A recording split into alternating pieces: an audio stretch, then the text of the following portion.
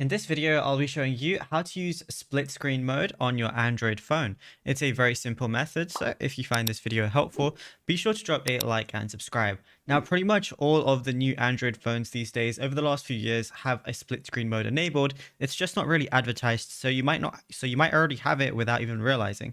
So what you got to do is open up any app of your choice. I'll open up YouTube as an example. Then I'm just going to go out of it, and then all I got to do is go to my app selector screen by pressing those three little dots on the left. Then once I'm on the app selector, all I got to do is press and hold down on the application.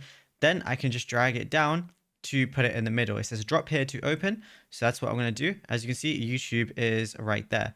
Now all I got to do is go ahead and select another app. So I could just open up anything else I want. So for this example, let me just open up Google Chrome. And now, as you can see, YouTube and Google Chrome are open at the same time. I can watch something on YouTube, but then I can, search something else on Google at the same time and go ultimate brain rot if I wanted to. Now, if you found this video helpful, be sure to drop a like and subscribe.